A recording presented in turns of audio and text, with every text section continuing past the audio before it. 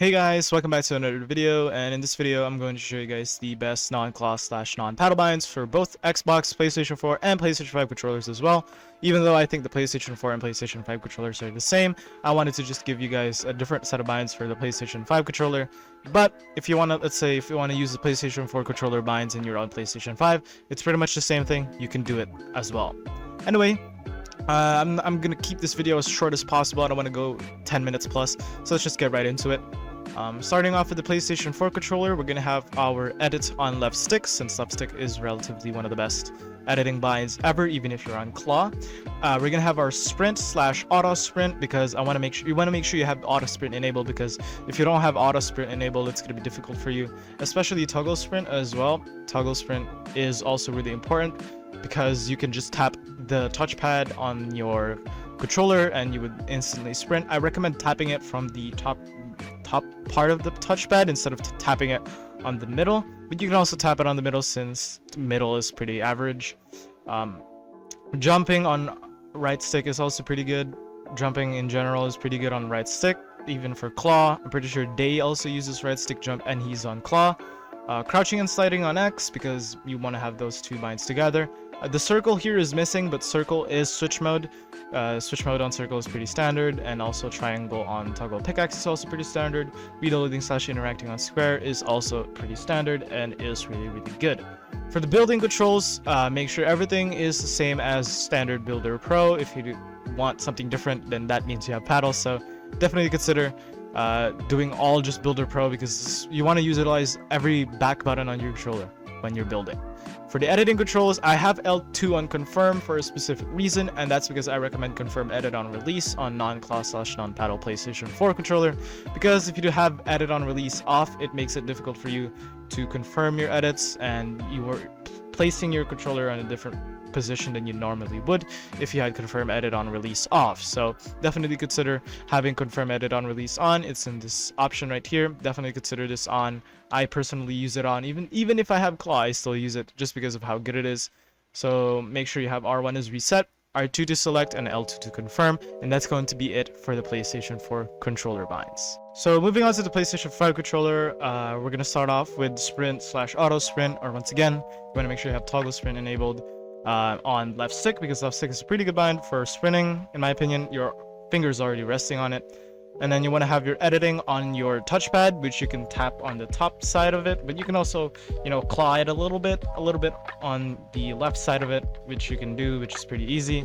And then you want to have right stick jump, which again is pretty standard for non-claw / non-paddle users. X on crouch / slide, or basically crouching and sliding on X, which is pretty standard again.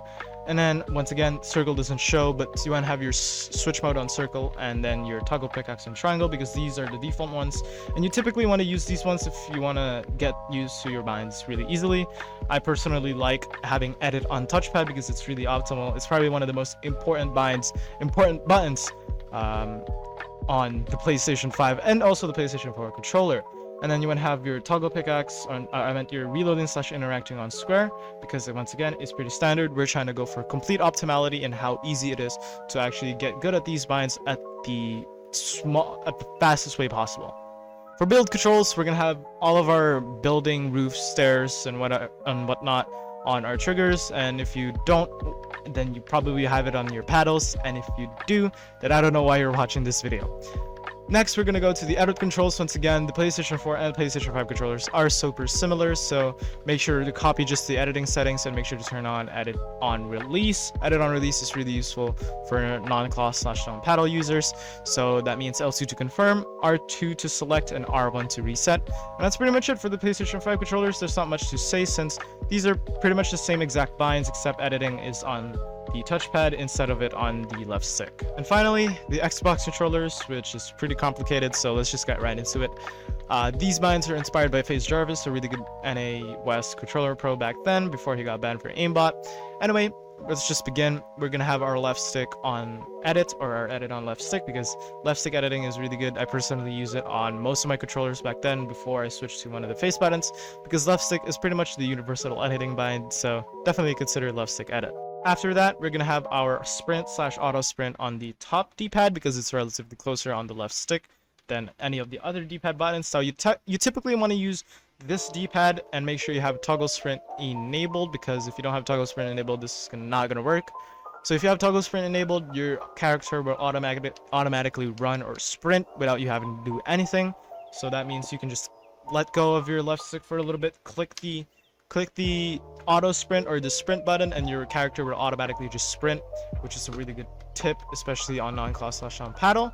And then we're gonna have our map on the share button or whatever it's called, jump on right stick, and A on, or crouching/sliding on A, and then B for toggle pickaxe, and switch mode on Y, X on reload/interacting. Now these are pretty standard, except I basically switched this out because typically if you have your toggle pickaxe on B, you can make some really slide editing plays, and and if you do have pre-edits enabled, then you definitely want to have toggle pickaxe on B.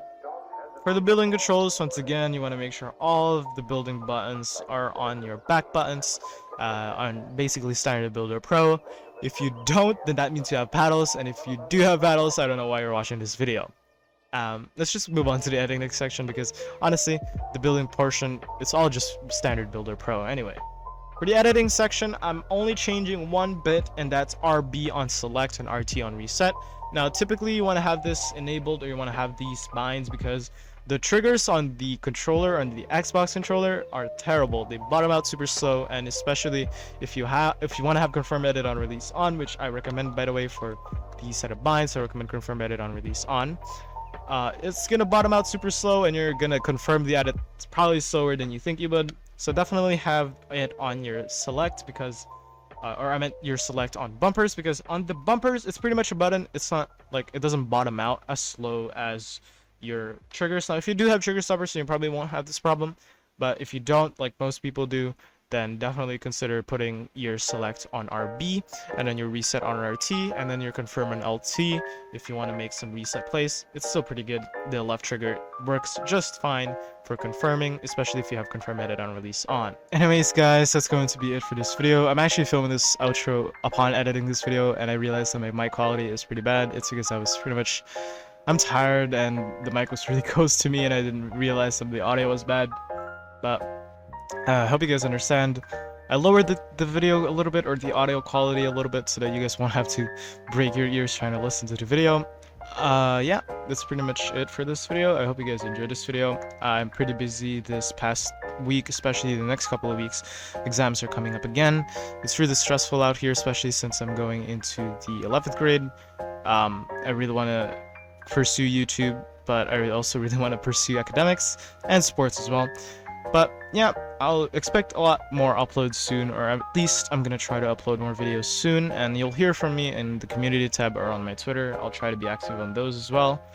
Yeah, that's pretty much it. I hope you guys enjoyed this video. Leave a like if you did, subscribe if you're not subscribed already, turn on post notifications so you're notified of videos just like this one. Thank you guys for watching, and goodbye.